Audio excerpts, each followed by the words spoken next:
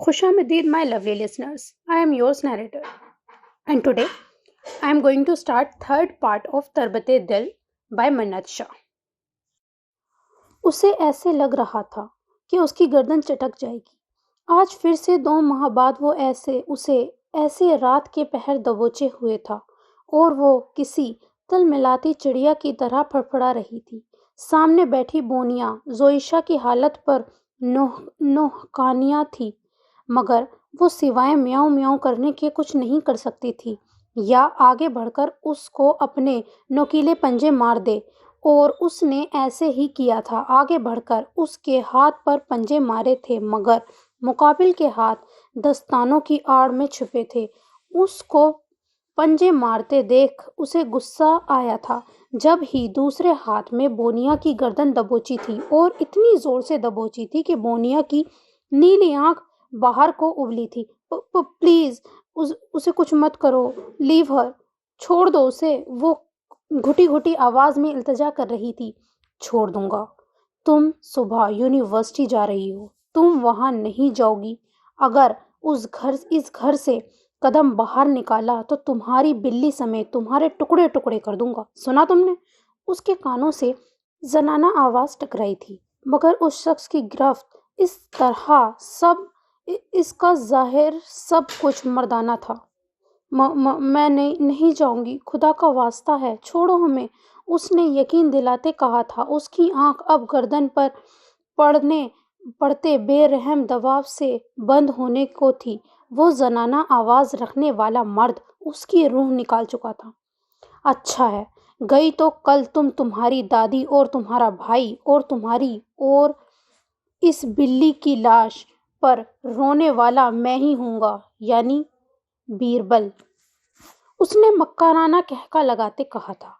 फिर उसकी गर्दन के कट पर पिन से भी लिखा था। ऐसे के पिन की निब अंदर तक घुसी थी। एक छपाक से उसे और बोनिया को छोड़ते वो एक जस्त में खिड़की से गायब हुआ था। उसने साइड लैंप पर पड़े रिमोट को कांपते हाथ से उठाया था। लाइट्स ऑन की थी। बोनिया भागी हुई डरी सहमी उसकी गोद में घुसी थी। वो उसे आगोश में लिए अब फूट फूट कर रोने लगी थी। गर्दन ने हिलने से भी इनकार किया था। सफेद बेदाग गर्दन पे हाथ की उंगलियां और नील के निशान वाजी थे। तकलीफ के एहसास ने उसको पूर पूर को झुलसा दिया था। पिछले 2 साल से वो ऐसे ही रात के अंधेरे में इस तक आता था, ऐसे ही उस पर काबिज होता था, अपना हुक्म चलाता था, उसके नाजुक वजूद पर जख्म देता था और चला जाता था। और हर बार उसकी गर्दन के कट पर अपने नाम का पहला हर्फ लिख कर जाता था, और वो भी इतनी बेरहमी से कि उस जख्म को भरने में फिर हफ्ता लग जाता था। वो नहीं जानती थी कि वो कौन है, बस उसे उसका नाम पता था, वो भी उसके मुंह से ही। वो कैसे उसके मुताल्लिक हर बात जान लेता है, वो नहीं जानती थी कि उसके घर की हर छोटी से छोटी बात उसे कैसे पता चल जाती है, मगर वो चाहकर भी उससे लड़ नहीं पाती थी। वो किसी जालिम काले अंधेरे की तरह चुटकियों में उस बेजान चिड़िया को लेता था अपनी कैद में। वो मैं क्या करूं अल्लाह पाक, कैसे बताऊं? वो लरसते हुए अपने दर्द को बर्दाश्त करते बोली थी। क्या कर रही थी? अपने भाई को बता रही थी मेरे बारे में? अफसोस, तुम्हारे भाई ने तो सुना ही नहीं। चलो ऐसा करता हूँ, आज तुम्हें लाइव वीडियो दिखाता हूँ, देखो। वो उसके बालों को मुट्ठियों में जकड़े कह रहा था। फिर जो उसने उसे वीडियो दिखाई थी उसमें हाशिम के बाजू पर गोली लगी वाजी नजर आई थी। ये बस तुमने बताने की कोशिश की तो ये हाल हुआ है तुम्हारे भाई का। सोचो अगर इसे पूरी बात बताती तो वो मर उसने उसके बालों को मुट्ठी में पकड़ते झिझोड़ कर कहा था। वो सब कुछ याद करके उसके लफ्जों की बाज़गश्त पर फूट फूट कर रो दी थी। ये तब की बात है जब शुरू में उसने कोशिश की थी कि वो हाशिम को सब कुछ बता देगी, और उसने कोशिश भी की बताने की, मगर اسی لمحے ہاشم کو ضروری کال آ گئی اور وہ باہر چلے گیا، مگر پھر جب گھر لوٹا تو اس کے بازو پر سفید پٹی تھی۔ یہ تو طے تھا کہ وہ اپنی جان پر ظلم برداشت کرتی رہے گی مگر کسی کو بتائے گی نہیں۔ وہ زنانہ آواز کا مالک مردانہ شخص اس سے کیا چاہتا ہے وہ آج تک جان نہیں پائی تھی، اور یہ رات بھی اس کی زندگی کی سیاہ ترین رات ثابت ہوئی تھی۔ اس سارے عمل میں وہ کبھی اکیلی نہیں ہوتی تھی، ہر بار یہ ظلم وہ بھی سہتی تھی اور اس کی بونیاں بھی۔ وہ روتی تھی تو ساتھ میں اس کی بونیاں بھی روتی تھی۔ وہ شخص اس تکلیف دیتا تھا تو بونیاں اپنی زوشی کو بچانے کے لیے خود پر بھی تکلیف سہتی تھی۔ گردن اس کی زخمی آلودہ ہوتی تھی تو اس کو بونیا کی گردن کی ہڈی بھی دکھ رہی تھی۔ یہ درد تھا جو ایک انسان جانور بن کر ان دونوں کو دے گیا تھا، اور بونیا جانور کے روپ میں انسان بنی اپنی اور اپنی زوشی کی تکلیف کو بانٹ رہی تھی۔ اس کے لرزتے وجود کو اپنے آگے کے دونوں باہوں سے پکڑ کر اس نے اس کے چہرے کی طرف منہ کر کے اس کے آنسو اپنے گالوں سے اس کی گالوں پر سے صاف کیے تھے، جب کہ آنسو تو بونیا کے بھی نکل رہے تھے۔ وہ جانور ہو کر کچھ نہیں کر پاتی رہی تھی، بے بسی تھی، میاؤں میاؤں کے سوا کیا بولتی، اور زوئیشا انسان بنی بے بس تھی۔ بس تھا تو صرف یہ کہ دونوں اکیلی نہیں تھی، ایک دوسرے کا سہارا بنتی تھی اپنے درد میں۔ سین چینج۔ اس نے گاڑی پارکنگ میں روکی تھی۔ آج بھی وہ اپنی پوری آب و تاب سے جگمگا رہا تھا۔ وہ مسکراتا ہوا اندر داخل ہوا تھا۔ بہت سے لڑکے لڑکیاں ڈانس فلور پر ہاتھ میں ہاتھ ڈالے، باہوں میں باہیں ڈالے جھوم رہے تھے۔ بہت سے نوجوان لڑکے لڑکیاں شیشے کے کش بھر رہے تھے اور بہت سے ایک دوسرے کے ساتھ چلتے تھے کھانے کے رومز میں عیاشی کرنے، راتیں رنگین بنانے جا رہے تھے۔ وہ قدم قدم چلتا ریسیپشن پر آیا تھا جہاں سے سروسز پے ہوتی تھی۔ کاؤنٹر پر ڈھیروں ڈھیر شیشے کی بوتلیں تھیں، چھوٹے چھوٹے شیشے کے گلاس اور عمدہ محلول مہنگے سے مہنگا برانڈ میں موجود تھا۔ ارحم بھائی! وہ کاؤنٹر تک پہنچا تھا جب بلال احمد نے اسے پکارا تھا۔ گانا گا چکے تم؟ اس نے بھویں اچکاتے کہا تھا۔ نہیں، آپ کا انتظار کر رہا تھا، بلال نے سامنے آتے کہا تھا۔ اور رومان؟ ارحم نے متلاشی نظروں سے پوچھا تھا۔ کیبن کی بیک سائیڈ پر ہے۔ کچھ لیں گے آپ؟ بلال نے پوچھا تھا۔ ہاں لے آؤ، اور تم دونوں بھی آ جاؤ، اس نے سپاٹ لہجے میں کہا تھا اور اپنے مخصوص کمرے کی طرف چلا گیا تھا۔ صوفے پر بیٹھا ہی تھا کہ پیچھے ہی رومان اور بلال آئے تھے۔ رومان نے ہاتھ میں ٹرے پکڑی ہوئی تھی جس میں شیشے کا گلاس اور ارحم کی فیورٹ ڈرنک تھی۔ مت آیا کریں یہاں، رومان نے ڈرنک بناتے کہا تھا۔ پورے دن میں یہی پل سکون کے ہوتے ہیں میرے پاس جب میں اپنے آپ سے ملتا ہوں۔ تم لوگ چاہتے ہو مجھ سے وہ بھی چھین جائیں؟ اس نے رومان کے ہاتھ سے ڈرنک لیتے کہا تھا اور اس کا گھونٹ بھرا تھا۔ آپ اشال کو سچ کیوں نہیں بتا دیتے؟ بلال نے زخمی نظروں سے اسے دیکھتے کہا تھا۔ تم دونوں مجھے گانا کیوں نہیں سنا دیتے؟ اس نے ہنستے ہوئے کہا تھا۔ آپ ہماری بات کو ہر روز نظر انداز کر دیتے ہیں جب میں کہتی ہوں مجھے مل کس کو سچ بتانا چاہتی ہو؟ اسے جس نے محبت کے پیچھے بے اعتباری کا سودا بنایا ہے، جس کو میرے لہجے کی سچائی پر نہیں اس چال باز پر یقین ہے۔ میں دیکھنا چاہتا ہوں اس کی نفرت کا سودا زیادہ انمول ہوتا ہے یا میرے کردار کی گواہی میں چھپی اس کی محبت۔ اس نے تلخی سے کہتے گلاس کو پٹکا تھا میز پر، پھر بوتل کا محلول انڈیلا تھا گلاس میں۔ اس کی آنکھوں میں کرچیاں تھیں، کرب تھا بے پرواہ محبت کا۔ وہ بیوی ہے آپ کی، آپ انہیں ایسے نہیں چھوڑ سکتے۔ کس نازک مقام پر کھڑا ہے آپ کا رشتہ۔ بلال نے پھر سے کوشش کی تھی اس کو گھونٹ گھونٹ زہر اپنے اندر اتارتے دیکھ کر۔ بیوی؟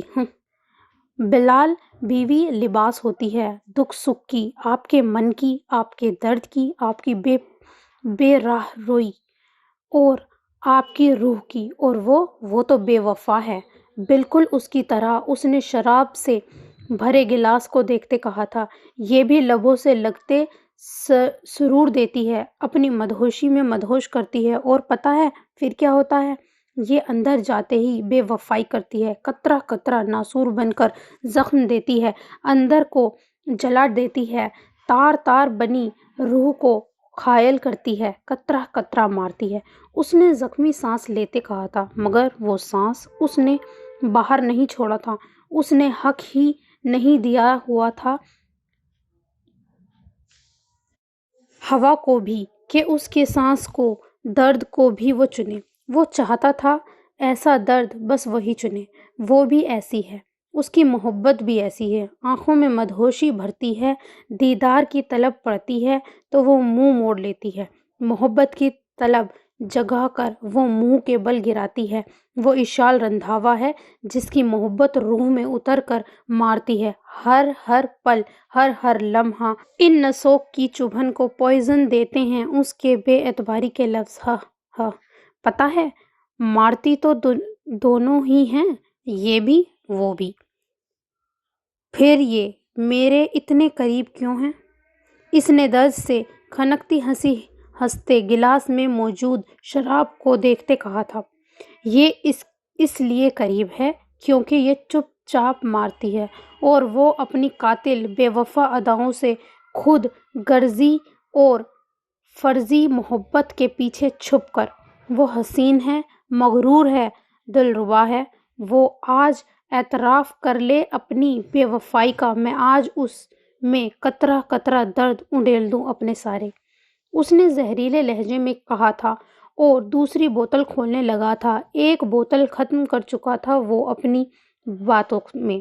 بلال اور رومان دونوں نے اس کے درد اور اس کے پور پور جلتے وجود کو اپنی آنکھوں میں سمیٹا تھا۔ وہ ہر روز اپنے درد سے لڑتا تھا، ہر روز کرچی کرچی ٹوٹتا تھا۔ کوئی نہیں جان سکتا تھا کہ وہ اتنا ہنس مکھ شرارتی شخص اپنی ہنسی کے پیچھے درد کا طوفان لیے بیٹھا ہے۔ آج کچھ ایسا سناؤ کہ میں اس درد کی سہ نہ سکوں اور مر جاؤں۔ اس نے بھراتی آواز میں سامنے لگی اپنی اور اشال کے نکاح کی تصویر کو دیکھتے کہا تھا۔ یہ وہ کمرہ تھا جو اس نے خاص طور پر اس بار والوں سے لیا تھا، جس میں اس کے سوا کسی کا بھی جانا ممنوع تھا، اور ہر ماہ وہ اس کمرے کا اچھا خاصا بل پے کرتا تھا۔ بلال اور رومان اس بار کے سنگر تھے، اپنی اپنی غربت سے لڑتے وہ یہاں گانے پر مجبور تھے، زمانے کی ٹھوکریں کھا کر یہاں تک پہنچے تھے، اور ان کی آوازوں کا درد نہ جانے کیوں مگر ارحام کے درد کا ساتھی تھا، اس کے دل تک پہنچتا تھا وہ درد۔ بلال نے رومان کی طرف دیکھا تھا اور پھر رومان نے گانا شروع کیا تھا۔ دل ناداں کی ہر خوشی تو ہے، دل ناداں کی ہر خوشی تو ہے، تو ہی آنسو میری ہنسی تو ہے۔ رومان نے ارحام کی طرف دیکھتے گایا تھا، جو چلتا ہوا کھڑکی کے پاس جا کھڑا ہوا تھا اب، اور شراب کا گھونٹ اتارتا چاند کو تکنے لگا تھا۔ دل ناداں کی ہر خوشی تو ہے، دل ناداں کی ہر خوشی تو ہے، تو ہی آنسو میری ہنسی تو ہے، تو محبت ہے زندگی تو ہے، دل ناداں کی ہر خوشی تو ہے۔ اب کی بار لائنز بلال نے بولی تھی۔ ارحام کے دل کو کچھ ہوا تھا، وہ چاند کے ہالے میں نکاح کا جوڑا پہنے پوری آب و تاب سے جگمگا رہی تھی۔ واقعی وہ اس کی محبت اور زندگی ہی تو تھی۔ بات اترے تیرے دل میں جو میرا دل سوچے، آئے دھڑکن میرے دل کی تیرے دل سے ہو کے، بن کے ایک خواب تیرے دل میں یوں اتر جاؤں، تیری آنکھوں کے شہر سے نہ لوٹ کر آؤں۔ دل ناداں کی بندگی تو ہے، تو ہی آنسو میری ہنسی تو ہے، دل ناداں کی بندگی تو ہے، تو ہی آنسو میری ہنسی تو ہے، تو محبت زندگی تو ہے۔ رومان نے یہ لائنز گائی تھی، اور ان لائنز کے ایک ایک حرف نے ارحام کے دل میں کانٹے چبھوئے تھے۔ اس کی بندگی نے اسے رون ڈالا تھا۔ وہ وفا کہتی تھی اسے، کیا وہ سچائی جاننے کے بعد خود کا بھی سامنا کر پائے گی؟ نہ ہے شکوہ نہ شکایت، نہ رہا کوئی گلہ۔ شکر رب کا ہے کیا جب سے ہم کو تو ملا۔ میری دھڑکن پہ تیری دھڑکنوں کا راز چلے، تیرے ہونے سے میری زندگی کو ساز ملے۔ دل ناداں کی بے خودی تو ہے، تو ہی آنسوں میری ہر خوشی تو ہے، تو محبت ہے زندگی تو ہے۔ اب کی بار رومان کی جگہ بلال نے گایا تھا۔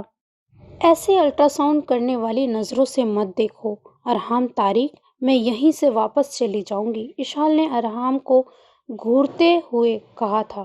الٹرا ساؤنڈ کیا؟ میں تو جلد از جلد تمہارا پوسٹ مارٹم کرنا چاہتا ہوں، اس نے اسٹیج پر بیٹھے اس کے چہرے کے پاس تھوڑا سا جھکتے ہوئے کہا تھا۔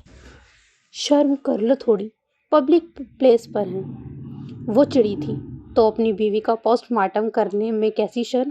اس نے دو بدو جواب دیا تھا۔ انتہائی لوفر انسان ہو تم، اشال نے دانت کچکچاتے کہا تھا۔ میرے روم میں آ جاؤ ایک بار، پھر تم مجھے انتہائی رومانٹک انسان کہو گی۔ اس کو مزہ آ رہا تھا اس کے چڑھنے پر، تب ہی دو بدو جواب دے رہا تھا۔ مگر اس بار اس نے جواب نہیں دیا تھا، بس دونوں گالوں کو غبارے کی طرح غصے میں پھلا کر بیٹھی تھی۔ اتنا قاتل ستم مت کرو ایشو، نہیں تو خود میں اٹھا کر لے جاؤں گا۔ زمانے کی پرواہ کیے بغیر اس کے غصے میں پھولے چہرے اور قاتل سراپے کو دیکھتے اس نے سرد آہ بھرتے کہا تھا، جبکہ جواباً اس نے اپنے ہیل والا جوتا اس کے پاؤں پر رکھ کر مارا تھا۔ اسٹیج پر بیٹھے بیٹھے وہ روتے روتے مسکرایا تھا، دل ناداں کی ہر خوشی تو ہے، وہ دل ناداں کی ہر خوشی تو ہے، تو ہی آنسوں میری ہنسی تو ہے۔ لاسٹ لائن سنتے اس نے کھڑکی سے باہر دیکھتے دیکھتے ان دونوں کو ہاتھ کا اشارہ کیا تھا جانے کا۔ وہ اس کی حالت دیکھتے اس کی تعمیل کرتے اٹھ کھڑے ہوئے تھے اور باہر چلے گئے تھے۔ روم لاک ہونے کی آواز پر وہ پلٹا تھا، چہرہ آنسوؤں سے بھیگا ہوا تھا۔ میرے درد چن لو ایشو، کہہ دو کہ مجھ پر بے اعتباری تمہاری نادانی تھی، کہہ دو کہ تم ہمارے رشتے کو بے آبرو نہیں کر سکتی، اپنی بدگمانیوں کو میری خوشی گمانی بنا دو۔ اس کی تصویر کے سامنے کھڑے ہوتے روتے ہوئے وہ التجا کر رہا تھا، تمہیں پتہ ہے ایشو، میرا درد اب یہ بھی کم نہیں کرتی، یہ بھی مجھے نہیں بہکاتی، میرے دماغ سے تمہیں نہیں مٹاتی، میرے دل سے چند لمحوں کو ہی صحیح تمہاری محبت نہیں مٹاتی۔ تم جان لیوا ہو، تم دنیا کے ہر زہر سے بڑھ کر جان لیوا ہو۔ اس نے اپنی شرٹ کی آستین سے آنسو صاف کیے تھے۔ 5 فٹ 9 انچ کا قد لیے، بوجھل درمیانی سرخ آنکھوں میں درد کی رمق کے لال چراغ لیے، بھرے بھرے سرخ ہونٹوں پر محبت کے بے پرواہ داستاں لیے، ماتھے پر گہرے کالے بال بکھرائے، لائٹ بلو شرٹ اور ڈریس پینٹ پہنے شہزادہ بنے اپنی ملکہ کی محبت میں گھل رہا تھا۔ وہ جان تھا اپنے باہر کا جسے وہ سب سے ملواتا تھا، ایک یہ جہاں تھا اس کے اندر کا جسے وہ سب سے چھپاتا تھا اور صرف اپنی محبت کو دکھاتا تھا۔ اس کی ماں دیکھ لیتی اپنے شہزادے کی اس حالت کو تو صدیوں نہ سو پاتی۔ وہ بلڈرز امپائرز کا اکلوتا چشم و چراغ، کروڑوں کی سلطنت کا شہزادہ، اندر ہی اندر محبت جسے ناسور سے لڑ کر مر رہا تھا۔ ایشو اس کے قدم ڈگمگائے تو اسے سامنے کھڑا پایا، اس کو باہوں میں بھر اس کی ناک کے ساتھ ناک جوڑی۔ ایشو میں لاکھ اس محبت کو جھٹلا لوں، لاکھ اس سے کنارہ کر لوں، مگر یہ ساری زندگی میرے دل سے نہیں نکل سکتی جب تک تم مجھے سیراب نہیں کر دیتی یا یہ مجھے فنا نہیں کر دیتی۔ وہ عالم خیال میں اس کی ناک کے ساتھ ناک جوڑے ہچکیوں سے رو رہا تھا۔ تم جھوٹے ہو، فریبی ہو، محبت کے قاتل ہو۔ اس کے الفاظ کانوں میں گونج رہے تھے۔ خیال ٹوٹا تھا، وہ آس پاس کہیں نہیں تھی۔ وہ اب بچوں کی طرح رونے لگا تھا۔ سین چینج۔ نیند اس کی آنکھوں سے کوسوں دور تھی۔ لیٹے لیٹے اس نے جانے کتنی بار اس ویڈیو کو دیکھ لیا تھا۔ ایسا پہلے کیوں نہیں ہوا؟ کسی نے ایہاب رندھاوا کو اس قدر بے چین پہلے کیوں نہیں کیا؟ ویڈیو میں سے اس کی تصویر کے اسکرین شاٹ لے کر وہ زوم کر کے کہہ رہا تھا، تمہاری آنکھیں۔ اس نے کروٹ کے بل لیٹے اس کی آنکھوں پر انگلی رکھ کر زوم کیا تھا۔ ان آنکھوں میں کچھ تو ہے، کوئی تو بات ہے۔ وہ نہ جانے کیا ڈھونڈنے لگا تھا۔ پھر اس کی ناک کو زوم کیا تھا۔ پھر بے اختیار اس نے اپنی ناک کو چھوا تھا، اس کا لمس یاد کر کے بے اختیار ہنسا تھا۔ پھر اس نے اس کے ہونٹوں کو زوم کیا تھا۔ دل میں ایک انوکھا جذبہ پل بھر میں امڑا تھا۔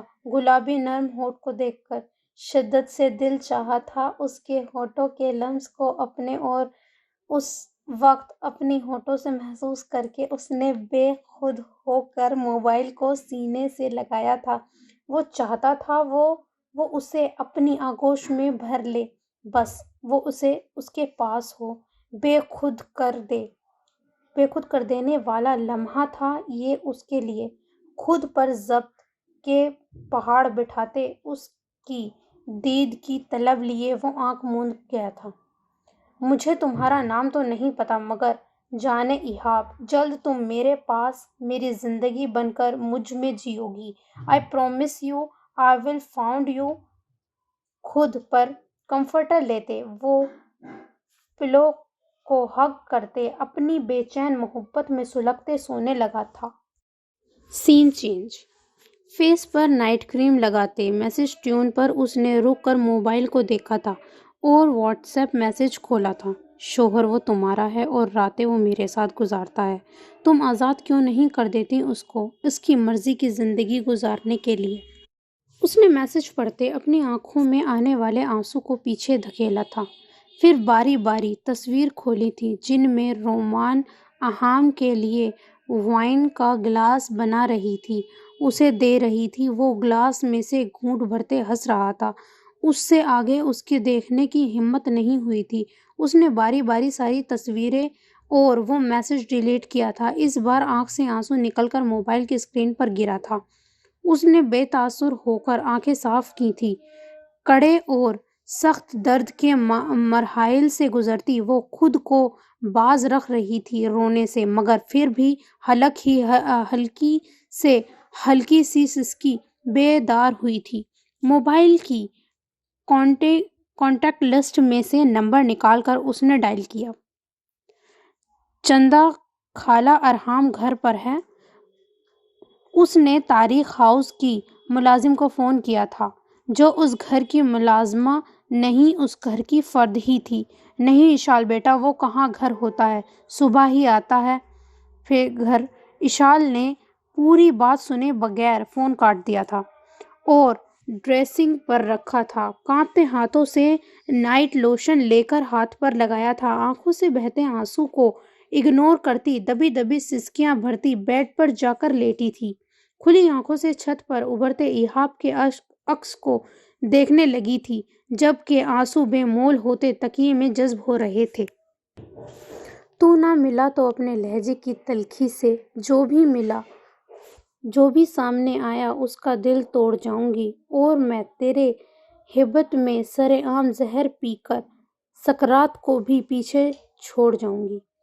پتہ ہے ارحام، مجھے راتوں کو یہ سوچ کر نیند نہیں آتی کہ تم اس کی باہوں میں چین سے سو رہے ہو، مجھے بے وقت کر کے۔ اپنی گونجتی سسکیوں میں روتے ہوئے اس نے اپنے بازو خود کے گرد لپیٹ کر اپنے درد کو خود سے باندھا تھا۔ سین چینج۔ ارسم ولید خان محلول جے بوتل۔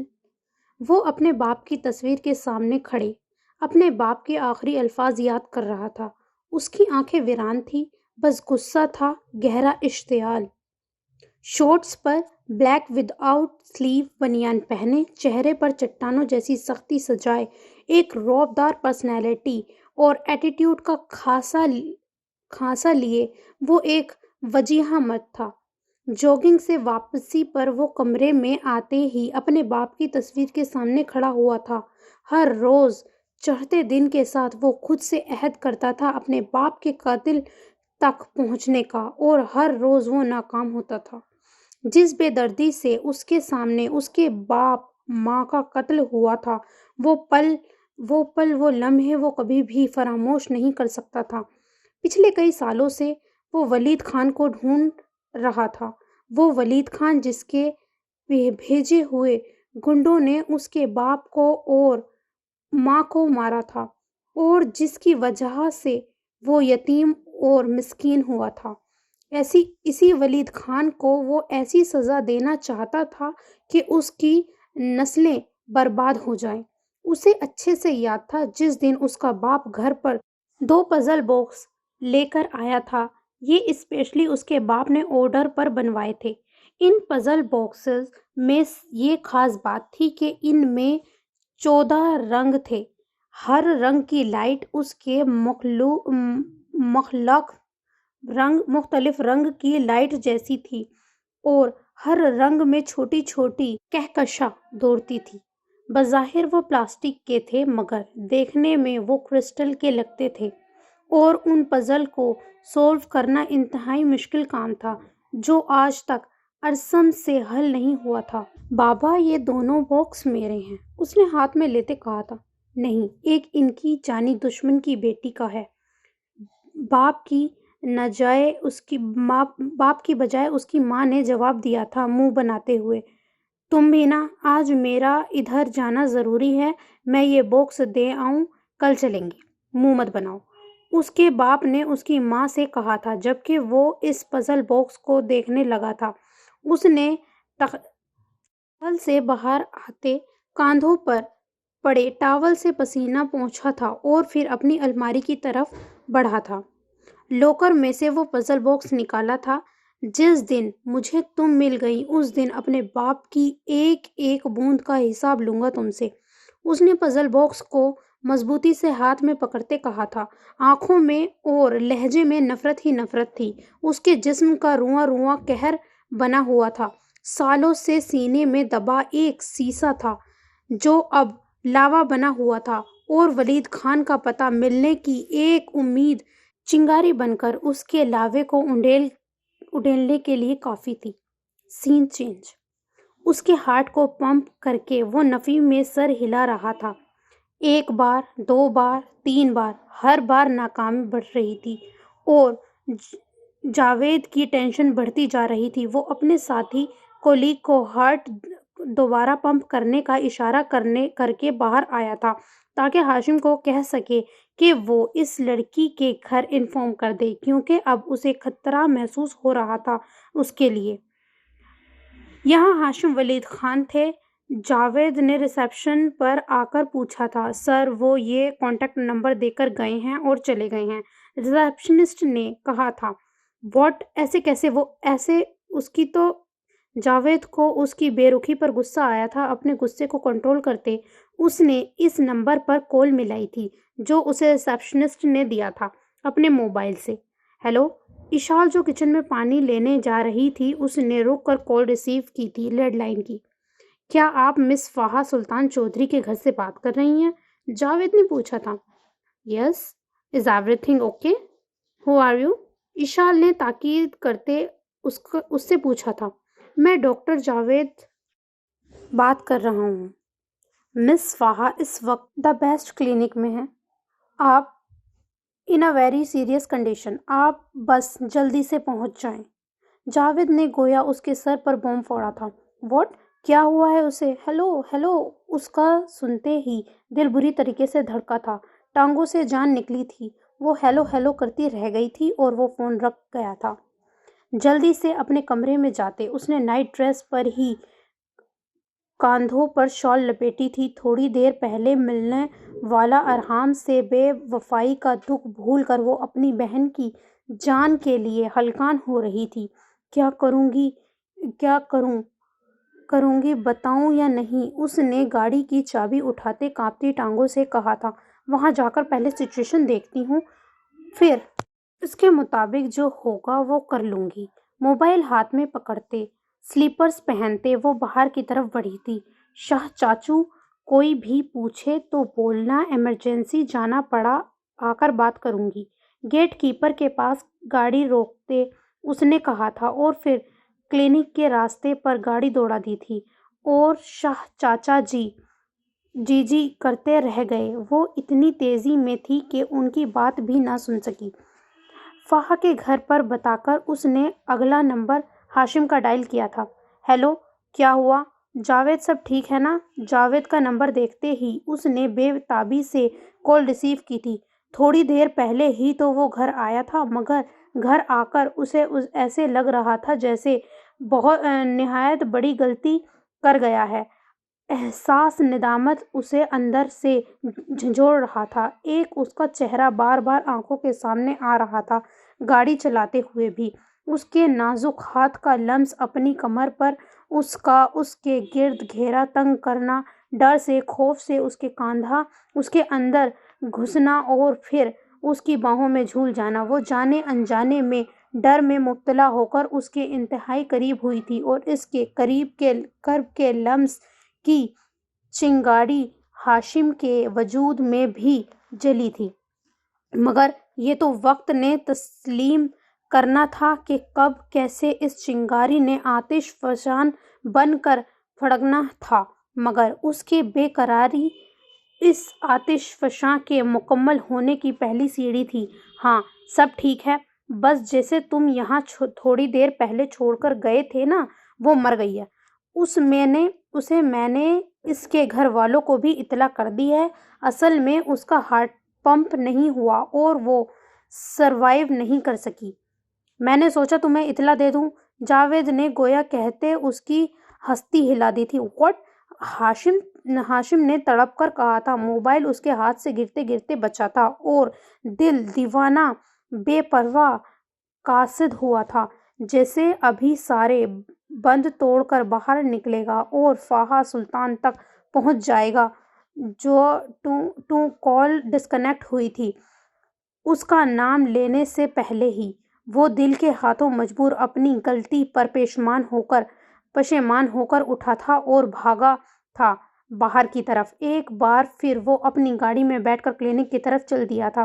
سر her heart is working, she is now okay, Javed کے کولیگ نے باہر آ کر بتایا تھا اسے۔ شکر خدا کا، ورنہ میں تو سمجھا تھا کہ یہ چھوٹی سی لڑکی گئی آج، جاوید نے ٹھنڈا سانس لیتے کہا تھا۔ Hello Fiha, Sultan Chaudhry, I am emergency میں، میری بہن ہے وہ، ایشال نے خود کے لہجے کی لڑکھڑاہٹ پر کنٹرول پاتے کہا تھا۔ Relax miss she is now okay, out of danger, relax. Javed جو اپنے کولیگ سے بات کر رہا تھا، ریسیپشن کے پاس ہی کھڑا ایشال کی آواز سن کر پلٹا تھا اور اسے تسلی دی تھی۔ اوف گاڈ، تھینک یو، کہاں ہے وہ؟ کیا میں اس سے مل سکتی ہوں؟ اس نے جاوید کی طرف دیکھتے پریشانی میں کہا تھا۔ بس کچھ دیر تک ہوش آ جائے گا انہیں، پھر مل لینا آپ، جاوید نے مسکراتے ہوئے کہا تھا۔ کیا میں جا سکتی ہوں اسے ہوا کیا ہے؟ کیا میں جان سکتی ہوں اسے ہوا کیا ہے؟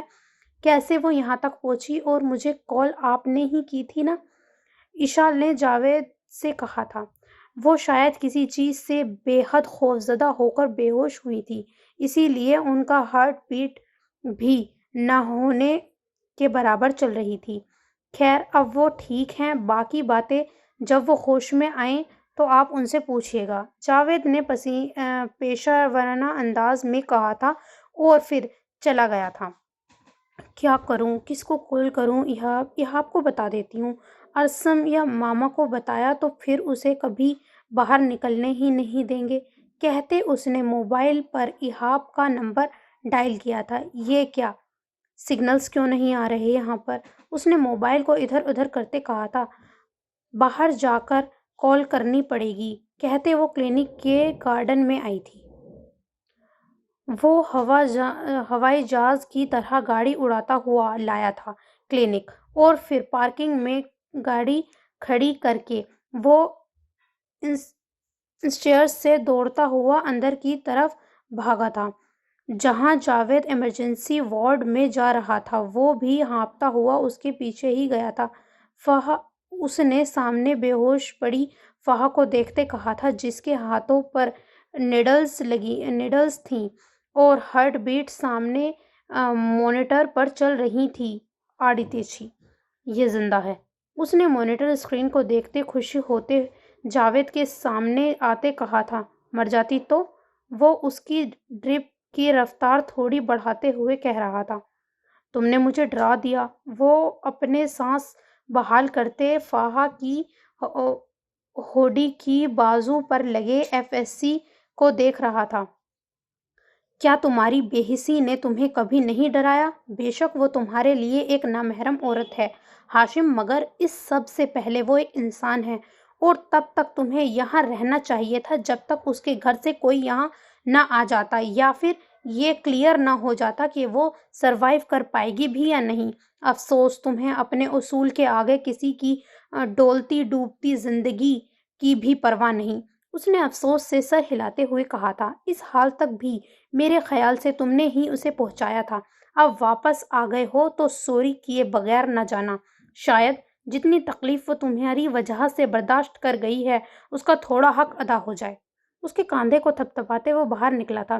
وہ تھوڑی دیر اس کا چہرہ یوں ہی دیکھتا رہا، بند آنکھوں کے ساتھ بستر پر پڑی وہ کمزور سی نازک لڑکی اسے چھیری لگی تھی، کیونکہ اس کی ناک کو ٹوپی اور گال ابھی بھی ہلکے ہلکے سرخ تھے، البتہ جوڑا کھل چکا تھا اور لمبے بال کاندھے کے ایک سائیڈ پر بکھر رہے تھے۔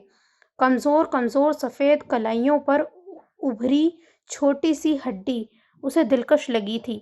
اس سے پہلے وہ مزید اس کے نقوش میں کھوتا، وہ ہلکا سا کسمساتے آنکھیں آہستہ آہستہ کھول گئی تھی، مگر سامنے اسے دیکھ کر اس نے ڈر اور خوف سے پھر سے آنکھیں بند کی تھی۔ دیکھو، مجھے پتا ہے تمہارے ہینڈ میں لیزرڈ اور وہ مونچھوں والا کوکروچ ہے، پلیز تم اپنا کام کرو، مجھے اپنا کام۔ کیسی طبیعت ہے اب تمہاری؟ اس سے پہلے وہ آنکھیں بند کیے کچھ اور بولتی، وہ اس کی کلائی کی ابھری ہڈی پر اپنی شہادت کی انگلی پھیرتے ہوئے تھوڑا سا اس پر جھک کر پوچھنے لگا تھا۔ کلائی پر اس کے ہاتھ کا لمس سے اس کا دل زور سے دھڑکا تھا، تب ہی پٹ سے آنکھیں کھولی تھی اور اس کو اپنے قریب جھکا ہوا دیکھ کر اس کی دھڑکنیں عجیب ہوئی تھیں۔ دور رہو مسٹر، چھوڑو، پہلے مجھے زخم دیا اور اب کہتے ہو کہ کیسی ہو۔ مجھے پتا ہے تم مجھے مار کر یہ مسٹری سولو کرنا چاہتے ہو، تو یاد رکھنا فہا سلطان چودھری نام ہے میرا۔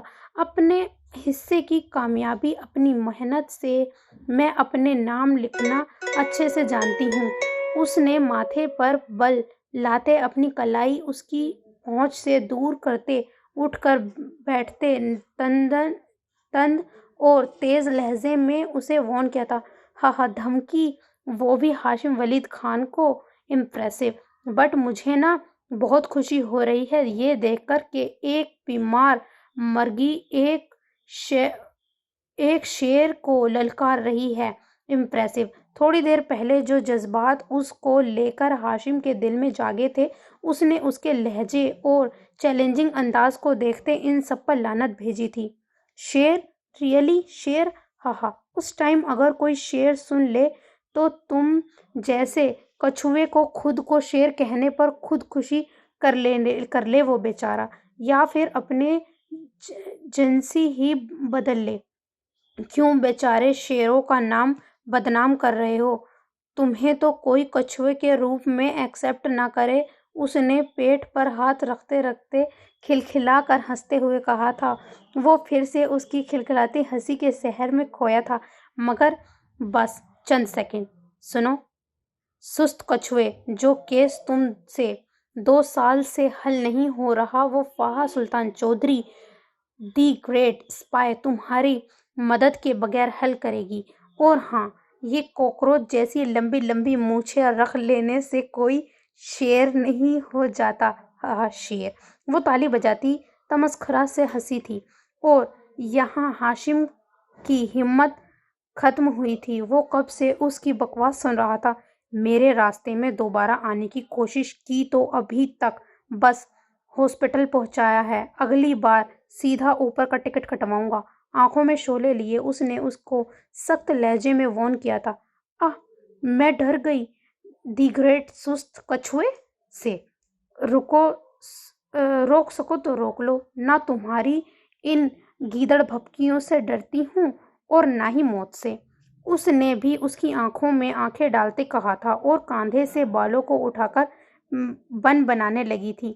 میں اپنے راستے میں آنے والی ہر دیوار کو اکھاڑنا جانتا ہوں۔ فاحہ سلطان چودھری، نہ جانے اس کے اطمینان نے اسے اندر تک کس حد تک جھلسایا تھا کہ وہ ایک ہی جست میں اس تک پہنچا تھا اور اس کے بال فولڈ کرتے، نڈل لگے ہاتھ پر بے دردی سے ہاتھ رکھتے اس کی بالوں کو مٹھی میں جکڑا تھا۔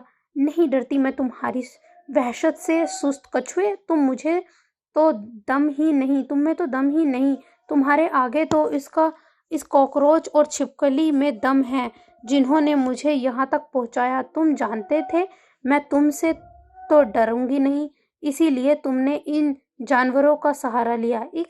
اس کی آنکھ میں درد کی شدید رمق تھی، نڈل لگے ہاتھ پر اس کا دباؤ اور بالوں میں کھچاو سے اس کی آنکھوں میں ہلکی ہلکی نمی کے ہلکورے تھے، مگر اطمینان کو اس نے اپنے لہجے سے ڈگمگا نہیں دیا تھا۔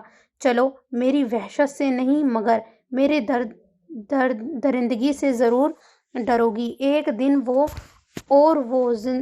درندگی اس دن تمہارے جسم میں اترے گی جس دن تم دوبارہ میرے سامنے آئیں یا میرے کام میں انٹرفیئر کیا۔ اب خود کو اور اپنے باپ کی عزت کو کیسے بچانا ہے یہ تم پر منحصر ہے، کیونکہ تم جیسی 2 ٹکے کی لڑکی کی اوقات نہ میرے سامنے ایک سگریٹ کے کش سے زیادہ نہیں۔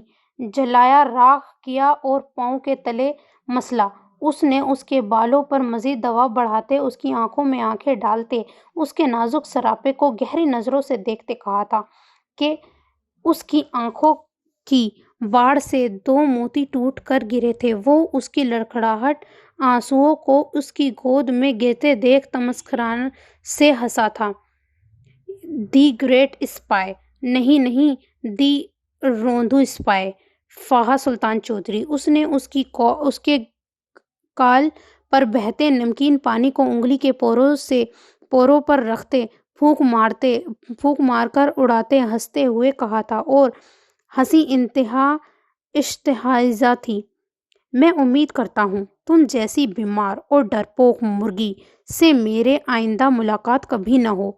اس کے بالوں کو اور ہاتھ کو جھٹکے سے چھوڑ کر وہ اٹھا تھا اور قدم باہر کی طرف بڑھائے تھے کہ اندر آتی اشال سے بری طرح ٹکرایا تھا۔